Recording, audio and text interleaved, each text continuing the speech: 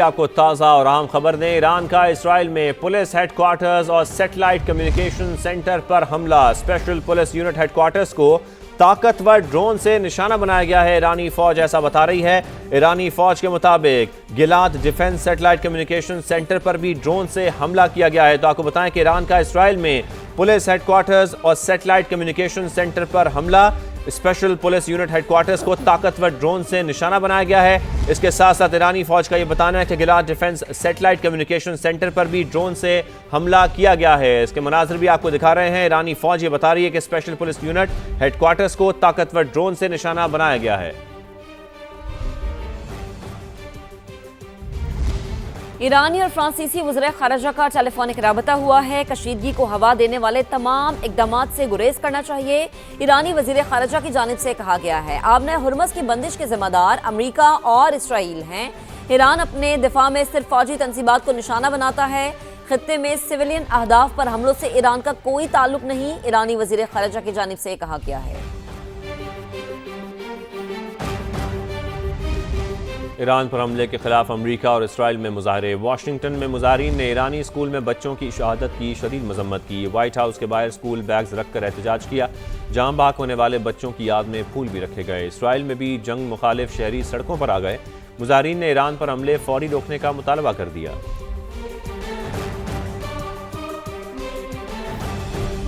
اسرائیل سمیت خطے میں امریکی تنصیبات پر ایران کا ایک اور حملہ۔ دفاعی نظام ایرانی میزائل اور ڈرون سے نمٹ رہا ہے۔ اماراتی وزارت دفاع کی جانب سے یہ کہا گیا ہے دھماکوں کی آوازیں میزائل انٹرسیپٹ ہونے سے آ رہی ہیں۔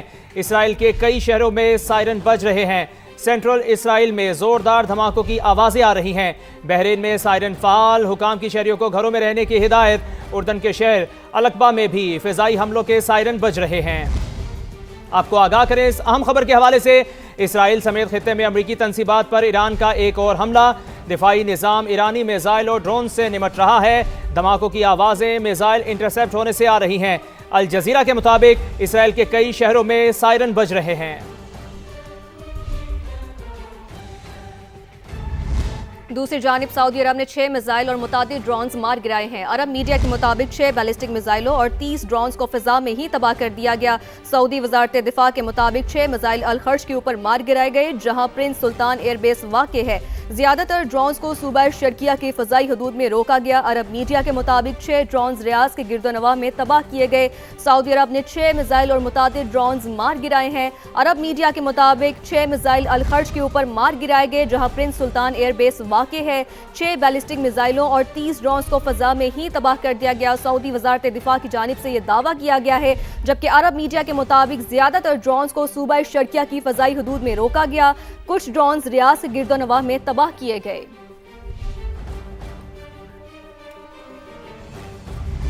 ایران کا سعودی عرب پر میزائل اور ڈرون حملوں سے لا تعلقی کا اعلان۔ سعودی عرب پر ہونے والے حملوں کا ایران سے کوئی تعلق نہیں۔ پاسداران انقلاب کی جانب سے یہ کہا گیا ہے سعودی حکومت کو انکوائری کرائے میزائل اور ڈرون کہاں سے آئے۔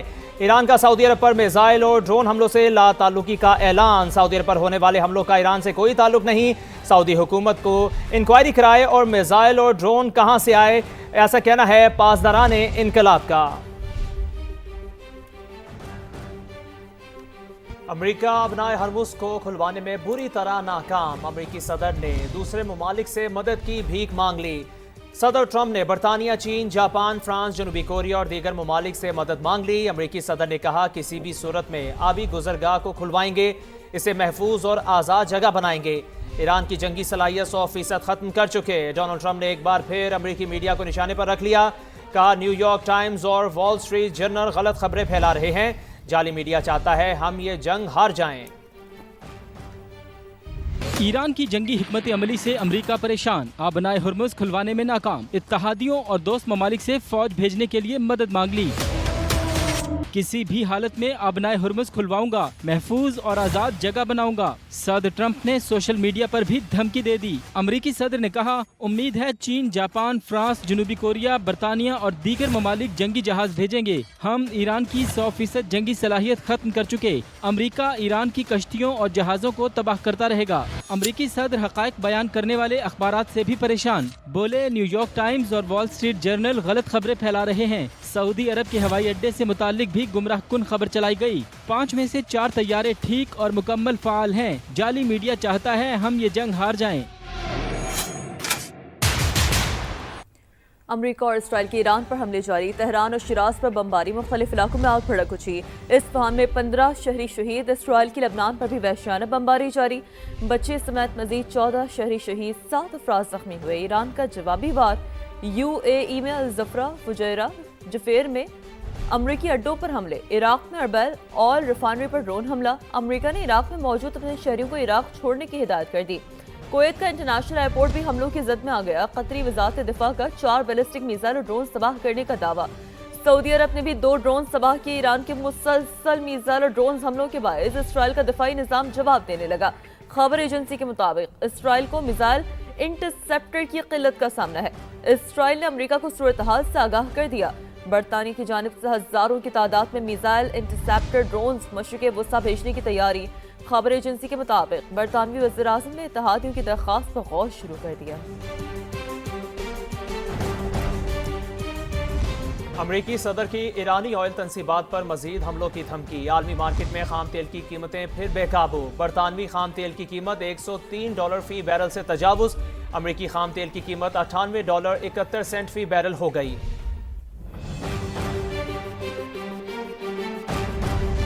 अब नया हुर्मस खुला है और हमारे कंट्रोल में है। पासदारान इनकलाब का ट्रंप को जवाब। कहा अमेरिका ऑयल टैंकर्स की हिफाजत के झूठे दावे कर रहा है और दूसरे ममालिक से ऑयल टैंकर्स की हिफाजत के लिए मदद मांग रहा है। पासदारान इनकलाब ने ईरानी बहरी जहाज तबाह करने के अमेरिकी दावे को भी झूठ करार दे दिया।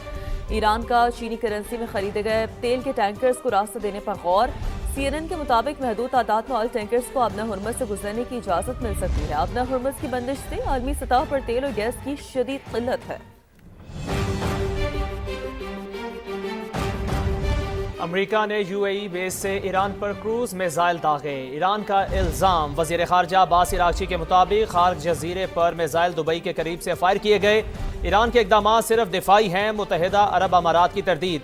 सदारती मुशीर ने वाज़ेह किया कि अमारात खित्ते में कशीदगी कम करने और पुरअमन हल का ख़्वाहां है। UAE गलत मालूमात फैलाने पर 25 अफराद को हिरासत में ले लिया। 2 पाकिस्तानी, 17 भारतीय शामिल।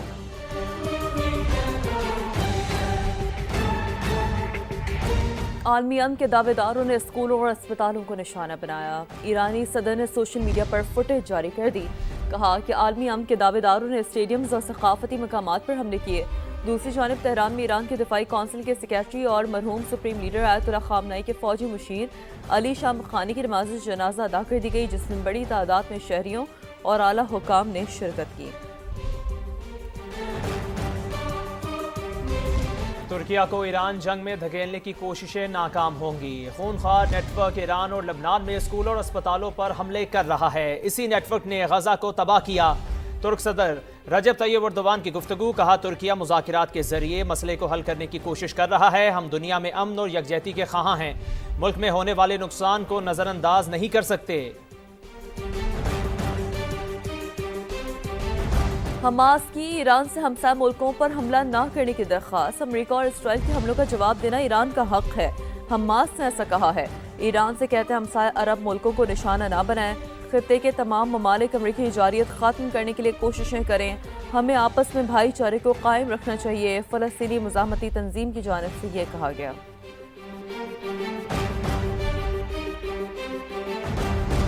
अमेरिका में ईरान जंग की कवरेज पर हुकूमत और मीडिया के दरमियान तनाव बढ़ गया।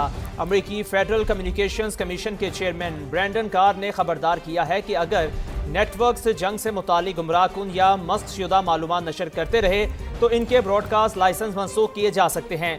ब्रैंडन कार के मुताबिक ब्रॉडकास्टर्स को चाहिए कि वो लाइसेंस की तजदीद से पहले अपनी पॉलिसी और रिपोर्टिंग का रुख दुरुस्त करें, क्योंकि अमरीकी कानून के तहत नशरियाती इदारों को अवामी मफाद के तकाज़ों के मुताबिक काम करना होता है। ये बयान उस वक्त सामने आया जब अमरीकी सदर डोनाल्ड ट्रंप ने ईरान जंग की मीडिया कवरेज पर सख्त तनकीद करते हुए बाज़ रिपोर्ट्स को फेक न्यूज़ करार दिया था। अमरीकी हुकूमत का मौक़िफ़ है कि जंग से मुतालिक गलत मालूमात अवाम को गुमराह कर सकती हैं। امریکی میڈیا کے مطابق آزادی صحافت کے حامی حلقوں نے اس بیان پر تشویش کا اظہار کرتے ہوئے اسے آزادی اظہار پر دباؤ قرار دیا ہے۔ ماہرین کے مطابق فیڈرل کمیونیکیشنز کمیشن براہ راست بڑے ٹی وی نیٹ ورکس کو نہیں بلکہ مقامی براڈ کاسٹ اسٹیشنز کو لائسنس جاری کرتا ہے، اور لائسنس کی تجدید عام طور پر ہر 8 سال بعد ہوتی ہے۔